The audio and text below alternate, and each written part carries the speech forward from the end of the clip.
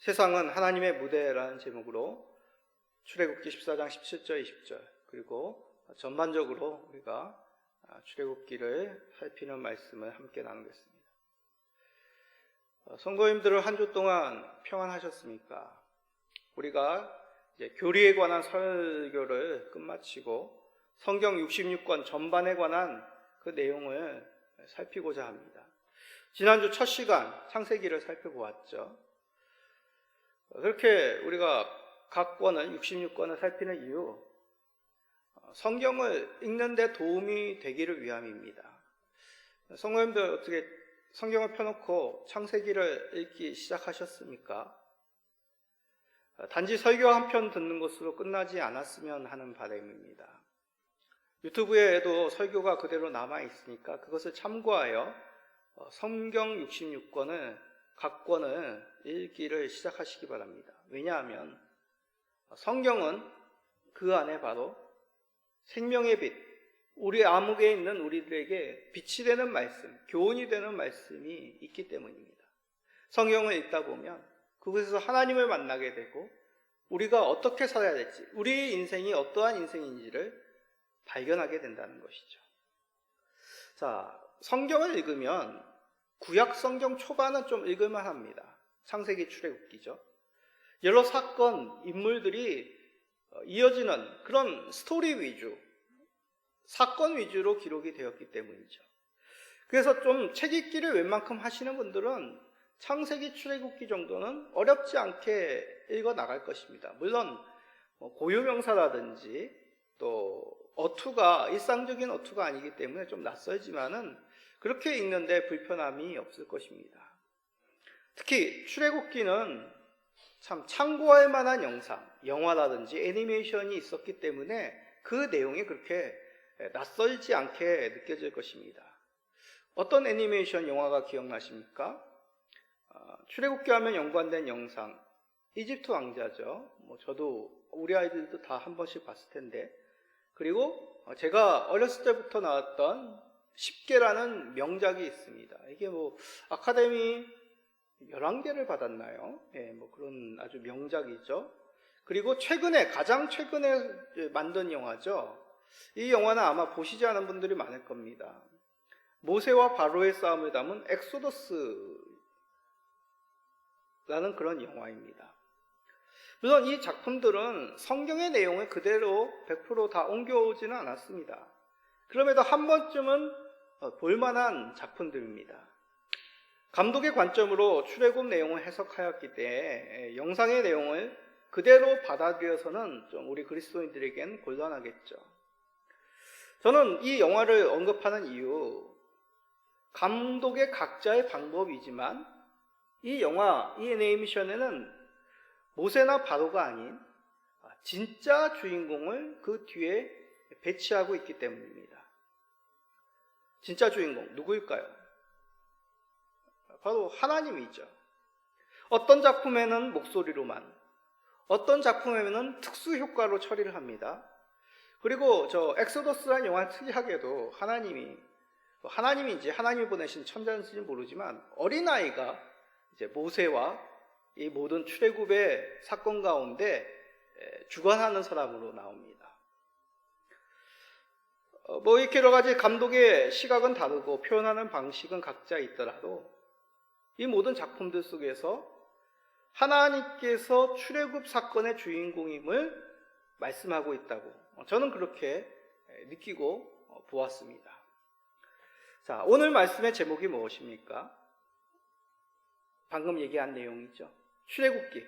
세상은 하나님의 무대임을 말씀하고 있습니다. 하나님이 자기 백성들을 구원하시고 언약의 백성으로 삼으심을 이 출애굽기가 말씀하고 있다는 것이죠. 이는 단지 구약시대의 이스라엘 백성에게만 해당되는 말씀이 아닙니다. 오늘 살아가고 있는 우리도 하나님이 다스리는 이 세상 무대 가운데 우리가 부름받았다는 얘기죠. 구원받은 백성으로서 우리를 언약된 백성으로 맞아주셨습니다.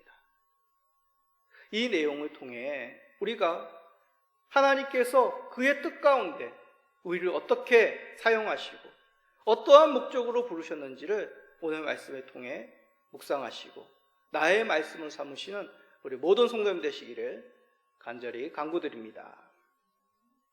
자, 먼저 출애굽기는 하나님께서 주권적으로 역사하시는 말씀입니다.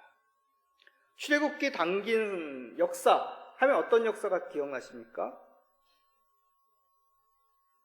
말 그대로 출애굽의 역사죠. 이스라엘 민족의 출애굽의 역사입니다. 야곱과 12아들들 그리고 그의 가족들이 애굽으로 이주하게 됩니다. 오랜 세월이 지나가면서 이들은 크게 번성하게 되죠. 애굽의 왕 바로와 애굽 민족은 이것을 극히 두려워하였고 이스라엘을 핍박하게 됩니다. 핍박받는 이스라엘은 그들의 하나님에게 간절히 부르짖었고 하나님께서는 그 기도를 들으시고 그들을 구원하심. 이것이 바로 출애굽 역사의 시작이죠. 그런데 사람들은 출애굽하면 가장 먼저 누구를 떠올리십니까? 바로 모세이죠. 모세의 뛰어난 지도력으로 이스라엘이 애굽에서 해방되었다라고 생각합니다. 물론 바로에게 당랑이 나가서 이스라엘의 해방을 요구한 사람은 모세입니다. 그리고 그 출애굽의 여정을 앞에서 진두지휘한 사람도 역시 모세입니다. 그러나 모세를 사용하신 분은 하나님이시죠.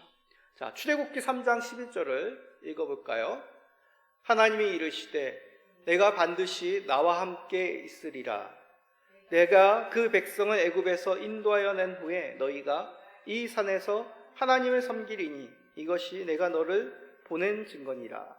자, 이 말씀은 목동으로 지낸 도망자 모세가 호렙산에서 하나님을 만나야 하나님께서 그에게 명령하신 말씀입니다.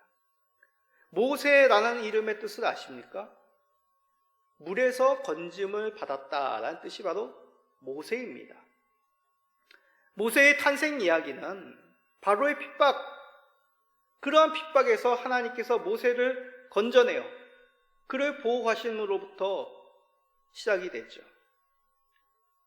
그의 모세의 인생을 통하여 하나님께서 이스라엘을 어떻게 건지실 것을 모세라는 이름 속에, 모세의 출생의 이야기 속에서 벌써 미리 말씀하고 계신 것입니다. 하나님께서 모세를 건지신 후에 애굽의 공주 손에 맡겨 바로의 왕궁에서 애굽의 왕자로 자라게 하시죠. 애굽의 왕자, 얼마나 큰 권력을 가진 자리입니까?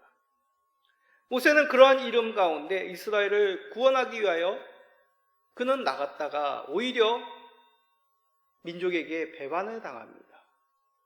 바로에게 추적을 받아 도망자의 신세로 미디안 광야까지 도망치게 되죠. 숨어 살게 된 모세에게 하나님께서 찾아오시고 그를 부르십니다. 다시 말해 하나님께서 이 모세라는 인생을 통하여 물에서 건지시고 또 애굽의 왕자로 크게 하시고 자신의 힘을 의지하여 세상의 권세를 의지하여 자신의 민족을 해방시키려다 실패한 도망자의 신세가 된 이 모세를 통하여 하나님께서는 그의 뜻을 나타내시기 위하여 그의 인생을 준비하고 계셨던 것입니다. 그렇습니다. 하나님의 주권으로 모세를 구원자로 삼기 위하여 하나님은 그 무대를 준비하고 계셨던 것이죠. 그런데 이 출애굽 사역에는 모세만 등장하는 것이 아닙니다. 모세의 반대편에 누가 있습니까? 바로 애굽 왕 바로가 있습니다.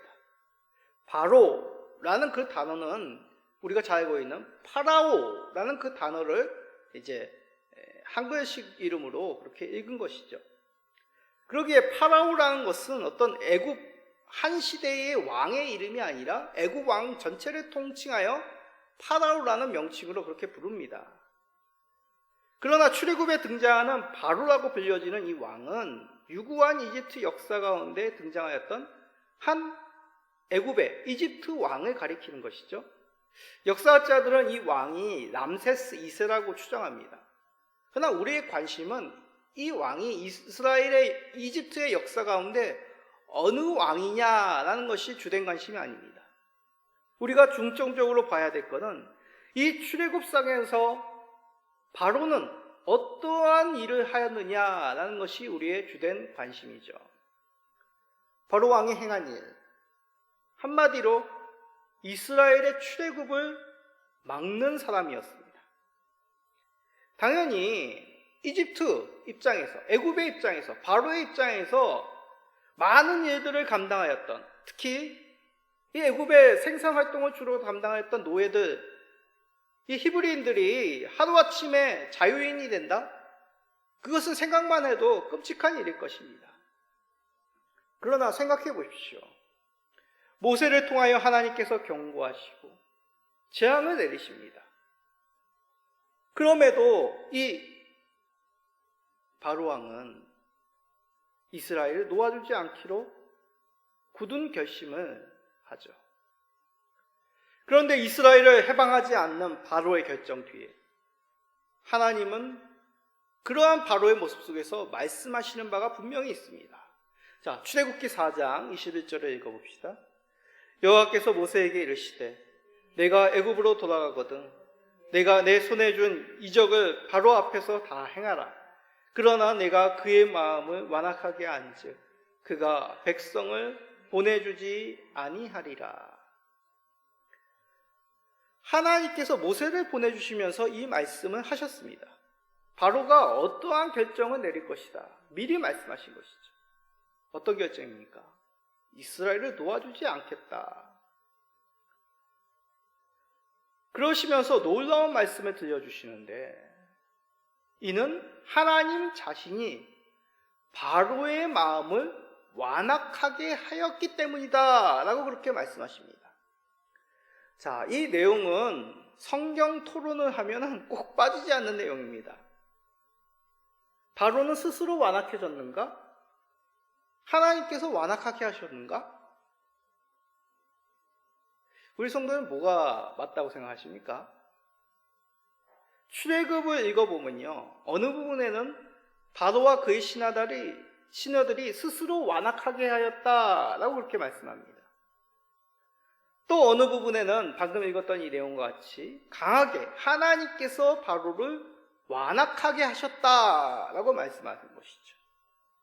그렇습니다. 이 말씀 속에서, 이 두 가지 내용 속에서 출애굽의 역사 가운데 바로의 스스로의 선택, 자유의지도 있지만은 그 모든 출애굽의 역사, 바로의 그 강권적인 완악함, 그 역사 속에서도 하나님께서 주관하고 계심을 우리는 부정하지 못한다는 것을 깨닫게 됩니다.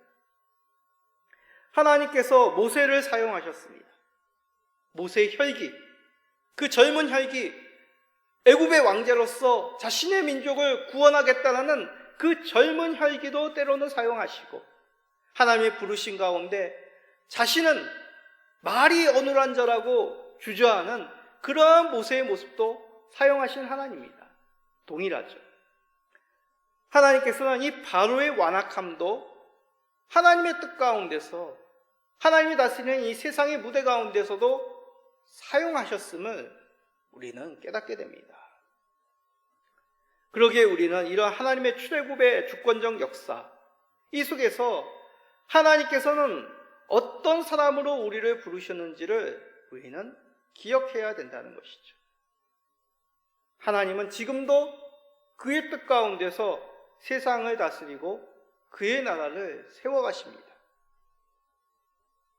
그 속에서 우리는 모세와 같이 주의 뜻에 부름을 받는 사람들로 하나님 자녀 되게 하셨습니다.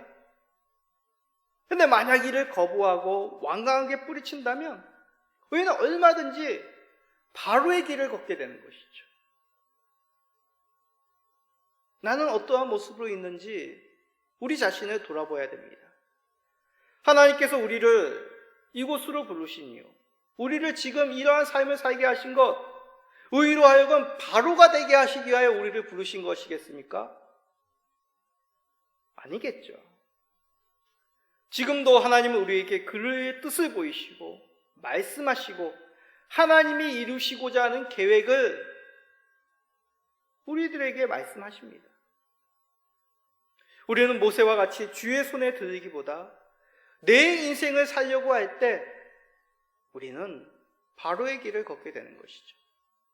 그것이 아니라 내 모습, 내 성격, 내 재능으로도 하나님의 손에 들릴 때 우리는 모세의 인생과 같이 하나님의 구원의 섭리 가운데, 그 역사 가운데 하나님의 능력을 감당하는 위대한 믿음의 사람으로 서게 되는 것입니다.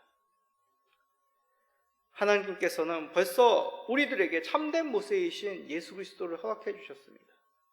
우리 예수님도 하나님의 아들이시지만 겸손히 아버지 하나님의 뜻을 순종하셨습니다.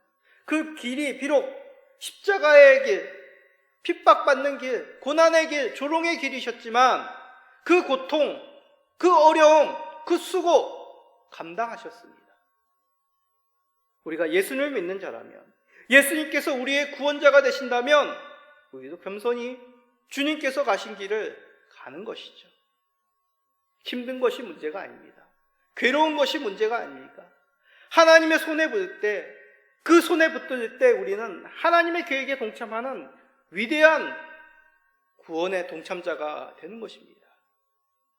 이스라엘에 계신 모든 성도님들, 그리고 사랑하는 우리 자녀들, 우리가 바로 이 모세와 같이 예수님과 같이 주의 손에 붙들려 주의 뜻에 순종하시어 하나님의 구원의 역사를 이루어 나가시는 그 중심에 서시는 믿음의 위인들이 되시기를 간절히 기도드립니다. 자, 좀 더 이스라엘 출애굽 시키시는 그 하나님의 뜻을 살펴봅시다. 그 방법을 봅시다. 출애굽하면 가장 먼저 생각나는 사건 두 가지가 있습니다. 뭡니까? 애굽에 내린 10가지 재앙. 또 하나는 홍해를 건넌 홍해 도화 사건이죠. 이 일에 대해서 가장 일반인들이 궁금해하는 건 과연 그게 사실일까라는 것입니다. 성도들 중에도 이것을 믿지 않는 분들도 계실 수 있겠습니다. 앞에서 말씀드린 엑소더스라는 영화는 참 이걸 재밌게 제가 표현을 쓴다면 좀 신선하게 그렸습니다. 이 영화는 10가지 재앙, 홍해를 건nom에 대해서 상식적으로 풀었다고 할까요? 예를 들자면 이런 거죠. 10가지 재앙, 그 영화에서는 날이 더우니까 물에 적조가 생깁니다. 그 적조로 물고기가 떼죽음을 당합니다. 그리고 개구리들이 숨을 쉬기 위해서 물 밖으로 나옵니다. 그런데 어떻게 됩니까? 죽게 되죠. 물고기가 떼죽음 당하고 개구리가 죽으니까 어떻게 될까요? 파리가 생기고, 파리가 생긴다는 얘기는 결국 여러 가지 질병이 발생되는 얘기죠. 물론 이렇게 흑암이 드리워지고 우박이 쏟아지고 하는 건 어떤 자연현상이기 때문에 그렇게 그려지고 있지만, 상식선에서 일어날 법한 이야기로 10가지 재앙을 감독이 그렇게 이해하고 또 그려내더라고요. 홍해는 어떻게 그려냈냐면, 저희가 보고 좀 의아했는데, 운석 충돌에 의해 가지고 쓰나미 현상이 발생합니다. 그래서 갑자기 물이 쫙 빠졌으면 어떻게 됩니까? 쓰나미가 갑자기 물이 들어오죠. 그렇게 또 이렇게 영화를 그렸더군요. 물론 우리는 영화를 통해서 성경을 보아서는 안 됩니다. 이건 그냥 감독의 그냥 상상이겠죠. 우리는 성경을 있는 그대로 읽는 것이 중요합니다. 성경에서 말씀하고 있는 하나님께서 10가지 재앙과 홍해 사건을 통하여 말씀하시는 바가 무엇인지, 그 하나님의 말씀하시는 바로 이 성경을 봐야 되는 것이죠. 하나님께서 이 사건을 통하여 말씀하신 뜻, 하나님의 놀라운 특별한 방법으로 그의 백성을 구원하신다는 것입니다. 자, 출애굽기 7장 4절을 읽어봅시다. 바로가 너희의 말을 듣지 아니할 터인즉 내가 내 손을 애굽에 뻗쳐 여러 큰 심판을 내리고 내 군대, 내 백성, 내 이스라엘 자손을 그 땅에서 인도하여 낼지라. 모세가 하나님의 뜻을 따라 바로에게 나아가서 그 모든 일을 감당함에 있어서 미리 말씀하십니다. 바로는 듣지 않을 것이다. 그래서 내가 손을 뻗어 애굽을 침으로 나의 백성을 구원하는 인도자임을 나타내게 하리라. 즉 10가지 재앙은 애굽인들이 믿던 애굽신들이 결코 구원자가 아님을 보여줍니다. 애굽의 신들이 여러 가지 있죠. 개구리의 신도 있고, 농사의 신도 있고, 나일의 신도 있고, 빛의 신도 있고. 근데 하나님께서 하나같이 애굽인들이 그렇게 자신의 풍요를 가져다 주는 것을 형상화하여 신들로 믿고 의지하는 것들이 오히려 자신을 괴롭게 하고 자신을 힘들게 만들고 자신의 자녀를 죽게 만드는 그러한 것임을 그들은 깨닫게 됩니다. 애굽의 신을 불렀지만 그들을 구원할 수 없었습니다. 바로의 군대는 어떻습니까? 이스라엘 백성을 막기 위하여 추격하였지만 오히려 홍해에서 수장되는 꼴을 당하게 됩니다. 바로의 그 최신식, 그 당시에는 지금의 미국의 군대와 같이 최강의 전차부대, 최강의 군대였지만 이스라엘을 막지 못했습니다. 그렇습니다. 출애굽에 등장하는 놀라운 일들 모두 하나님께서 그의 백성을 구원하시는 놀라운 하나님의 능력이었죠. 생각해 보십시오. 누구나 할 수 있는 일, 자연스럽게 일어나는 일, 있을 법한 세상의 일들을 하면 그게 어떻게 능력이 될 수 있겠습니까? 그렇다면 사람들은 얘기하겠죠. 아, 그거는 그냥 어디에서나 생길 수 있는 일이야. 자주는 아니겠지만 그러한 일들이 없다고 하지는 않아. 가끔 우리가 일생에 한 번쯤은 그런 일을 만나기도 해. 그건 특별한 일이 아닙니다. 예수님의 공생의 기간에 행하신 놀라운 이적을 생각해 보십시오. 예수님은 놀라운 기적을 행하셨습니다. 왜 그렇습니까? 결국 예수님께서 하나님이 보내신 구원자, 하나님의 아들임을 나타내시기 위하여 행할 수 없는 놀라운 이적을 보여주신 것이죠. 마찬가지입니다. 모세의 장인 미디안 사람 이드로, 그는 하나님께서 이스라엘에게 행하신 놀라운 일들을 모세에게서부터 들은 후 이렇게 고백합니다. 출애굽기 18장 10절 11절입니다. 이드로가 이르되 여호와를 찬송하리로다. 너희를 애굽 사람의 손에서 바로의 손에서 건져내시고 백성을 애굽 사람의 손 아래에서 건지셨도다. 이제 내가 알았도다. 여호와는 모든 신보다 크심으로 이스라엘에게 교만하게 행하는 그들을 이기셨도다 하고. 무슨 말입니까? 이드로의 고백을 통하여 하나님이 놀라운 그 출애굽 행하신 일들, 이스라엘, 애굽을 넘어 모든 사람이 깨닫도록 누가 참 신인지, 누가 참 구원자인지를 알게 하셨다는 고백이죠. 사람들 역사 가운데도 그렇지 않습니까? 참된 지도자, 위대한 위인이 누구야? 평범한 사람이 위인이 될 수 없습니다. 누구나가 할 수 있는 일을 한다면 그냥 보통 사람이죠. 지도자가 될 수 없습니다. 사람도 놀라운 업적을 통하여 그 사람이 얼마나 큰 일을 행하였는지를 칭송하는데 어찌 하나님께서 놀라운 일을 행하지 않을 수가 있겠습니까? 세상을 창조하시고 우리를 하나님의 형상대로 지으신 바 되시고 지금도 하늘 보좌로 이 세상 모든 만물을 다스리시는 분이시라면 하나님의 그 놀라운 능력을 그의 백성을 구원하신 일에 베푸시지 않겠습니까? 근데 출애굽의 사건은 구원하신 하나님만을 보여주는 것이 아닙니다. 동시에 여러 가지 의미를 담아내고 있습니다. 먼저 구원과 심판의 메시지를 던져줍니다. 하나님의 출애굽의 뜻을 거부하는 이 왕강이 대적하였던 바로의 군대 어떻게 됐습니까? 최후의 심판, 죽음이었습니다.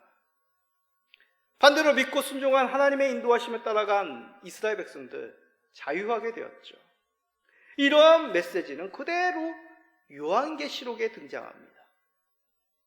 7인의 재앙, 7 나팔의 재앙, 7 대접의 재앙, 그 내용은 새로운 내용이 아니라 이 출애굽의 심판의 사건 10가지 재앙의 내용을 그대로 담아내고 있습니다. 그러나 범위가 달라지죠.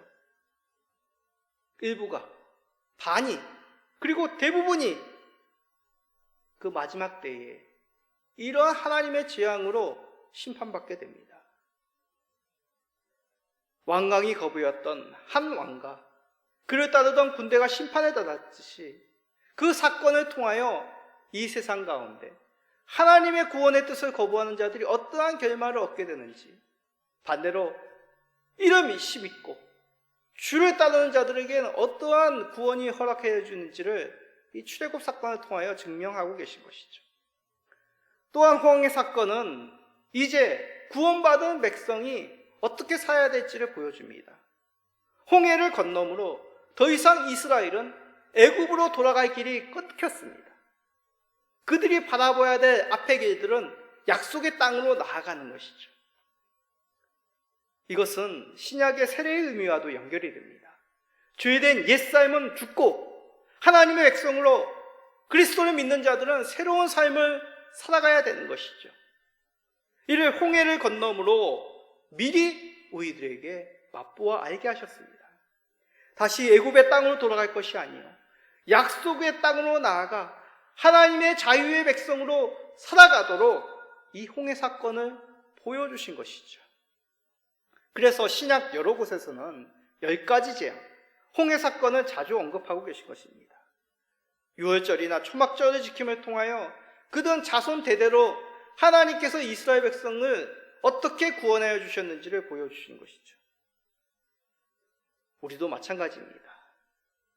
우리는 이 하나님께서 구원하여 주신 예수 그리스도의 피로 새롭게 우리를 하나님 백성 되게 하신 그 은혜를 나 혼자만 간직해서는 안 되는 것이죠. 이들과 같이 이 모든 일들을 통하여 세상 만방에 누가 구원자임을 나타나게 하시기 위하여 우리들에게 예수 그리스도 그 구원의 이름을 허락해 주셨습니다. 심판받아야 할 억만 죄악 가운데 건져주신 그 하나님의 은혜를 잊지 마십시다. 이를 하나님께 감사하며 구원자 예수 그리스도의 이름, 우리 하나님 아버지의 이름을 자랑하시는 우리 모든 성도님 되시기를 간절히 간구드립니다. 이렇듯 출애굽 사건은 우리의 삶과 동떨어진 것이 아니라 먼 옛날 이야기만이 아니죠. 어떻게 우리가 이 땅 가운데 살아가야 할지를 낱낱이 보여주심이 바로 출애굽기의 말씀입니다. 출애굽기에서는 이것을 언약의 모습으로 우리들에게 보여줍니다. 출애굽기 19장 6절을 읽어봅시다. 너희가 내게 대하여 제사장 나라가 되며 거룩한 백성이 되리라. 너는 이 말을 이스라엘 자손에게 전할지니라. 그렇습니다. 하나님께서는 이스라엘을 제사장 나라 되게 하시게 하여 거룩한 백성이 되게 하시기 위하여 그들을 불러내신 것이죠. 그래야 그들을 모세를 만나주신 호렙산에 인도하십니다. 그곳에서 이제 새롭게 언약을 맺으시죠. 십계명을 그들에게 주시고 이스라엘에게 하나님의 성전, 성막을 짓도록 만드십니다. 성막이 무엇입니까? 하나님의 임재의 상징이죠. 의로우신 하나님께서 흠있고 부족한 이 사람들 가운데 함께 계시다는 그 증거가 이스라엘 진중 가운데 있는 성막입니다. 하나님이 우리와 함께 계신다? 감당할 수 없는 일입니다. 그러나 하나님께서 약속하시죠. 너희가 내 제사장 나라가 되게 하시고 거룩한 백성이 되게 하실 것이다. 제사장 나라는 무엇입니까? 너희가 드리는 그 제사의 그 예배를 통하여 내가 너희를 만나 주실 것이라고 약속하십니다. 생각해 보십시오. 의로우신 하나님이 짐승의 피를 기뻐하시겠습니까? 짐승의 피로 우리들의 죄가 씻음받을 수 있다고 생각하십니까? 그런데 하나님께서 약속하십니다. 그것을 통하여 내가 너희를 만나주겠다. 너희를 흠없고 의롭게 칭하시겠다. 그 약속 믿고 이스라엘 백성들이 하나님 앞에 백성으로 나오게 된 것이죠. 왜입니까? 하나님께서 이스라엘을 선택하여 그의 자녀로, 그의 백성으로 맞아주시기로 약속하셨기 때문입니다. 그 약속, 하나님의 땅, 약속의 땅 나아가는 그 자리에서 낱낱이 증거하시죠. 자, 출애굽기 40장 38절 마지막으로 읽어봅시다. 낮에는 여호와의 구름이 성막 위에 있고 밤에는 불이 그 구름 가운데 있음을 이스라엘은 온 족속이 그 모든 행진하는 길에서 그들의 눈으로 보았더라. 이 광야의 길이 어찌 보면 고난의 길입니다. 애굽 땅에서 만난 것을 먹고 편안하게 즐겁게 살았던 그들의 인생이 이 광야에서 겪어보지 못했던 그 나그네의 여정을 살게 되는 고난의 길이기도 하죠. 그러나 하나님께서는 분명히 말씀하십니다. 낮에는 구름 기둥으로, 밤에는 불 기둥으로 내가 너희와 함께 있음을, 내가 너희를 인도함을 보게 될 것이라. 그러기에 그 길은 고난의 길이 아니라 하나님이 우리와 함께 계시고 우리를 인도하심을 경험하는, 하나님과 동행하는 여정으로 그들을 초대하신 것이죠. 우리의 삶이 그렇습니다. 우리의 길, 우리가 살아가고 있는 삶, 세상의 기준을 보면 고난의 길입니다. 어려움의 길입니다. 핍박의 길입니다. 외로움의 길입니다. 그러나 하나님은 이러한 고난의 길을 통하여 내가 너와 함께 하신다는 증거하는, 주께서 동행하시는 길, 우리의 친구가 되어주신 일, 우리를 다스리시고 세상의 무대 가운데 하나님의 언약의 백성으로 삼아주신 그 증거의 길임을 말씀하고 있는 것이죠. 우리는 출애굽기를 통하여 이것을 보게 되는 것입니다. 하나님께서 주관하시는 이 구원의 드라마로 우리를 초대하셨습니다. 약속의 자녀로, 은혜를 얻은 자녀로 초대하신 것이죠. 그 초대에 응하시는, 구원하신 하나님만을 주로 섬기시고 믿음의 길, 그 동의 길을 함께 행하시는, 그리하여 우리에게 가지신 그 하나님의 놀라운 구원의 계획, 구원의 섭리 가운데 우리를 주인공으로 삼으신 그 놀라운 주의 뜻을 맛보시는 우리 모든 성도님 되시기를 예수 그리스도의 이름으로 축복드립니다. 아멘.